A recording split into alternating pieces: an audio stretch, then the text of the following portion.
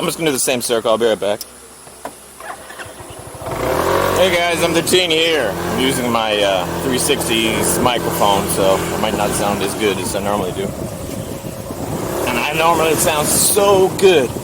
This is a reservation for my Canadians. I don't know in America. Do you guys have Native America reservations? I think you do. In Canada, we have many. Because unlike our American brethren, we didn't wipe out the Native Americans quite to the extent that you guys did. So this is like where the Aboriginals, because Taiwan had Aboriginals. Taiwan had people living here when the Chinese came over from China, and I don't think they killed them, but it's just like they do in Canada. They give them their own places to live, usually in the middle of nowhere, and then they give them funding. But in Canada, our Native American reservations, our Aboriginal reservations, are horrible. Like, they're so bad that the locals often will go to prison just to escape living in a reservation. And I've talked to girls that have actually lived in reservations, and they're like, yeah, it's horrible. You get raped pretty much weekly, and there's nothing you can do about it. That's just how it is. And it just sounds horrible. But, I think that's a dead end. Sorry, my bad.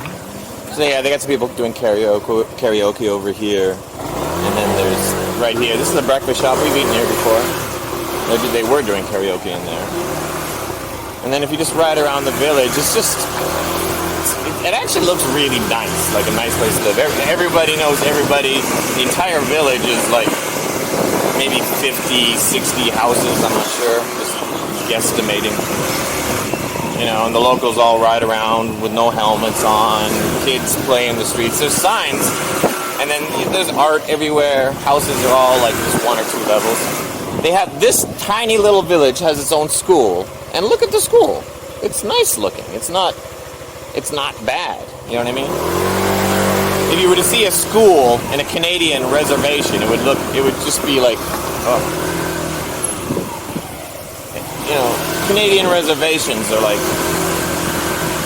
everything's like made of like this house in front of us. It's like metal sheds with like cheap insulation. Everything's made as cheaply as possible, and they get the minimum amount. They get like checks from the government each month.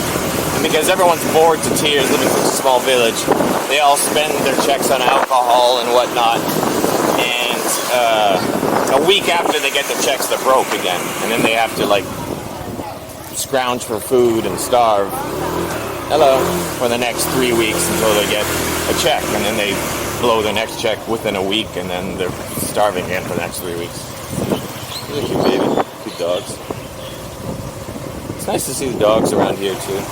And there's art everywhere. There's Aboriginal art you guys can see. Hi, puppy. And it's always interesting to me. You see a lot of nice cars in these villages. Like, a lot of the cars that we've been seeing are decent, nicer than my car. I have like one of the cheapest cars money can buy, so pretty much anything is nicer than my car. But, like, there you go. Nice Mazda CX-7. And then 2 vans. If it's a van, it's more expensive than my car. Even if it's older, probably still is. Little shops here.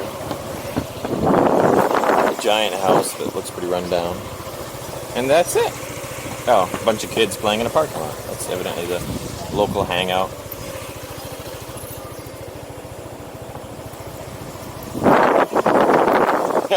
Did you guys see that girl? There was a little girl there, and this is my second lap around. And the first time around, I went by that girl, and I barked at her because she had a dog, so I just barked like a dog. And then she said something to me. And then this time when I went around, I went by her, and she's like, "Leave, get out away from here," which is cute. She's got attitude. And that's my son. That's our little tour of a Taiwan reservation.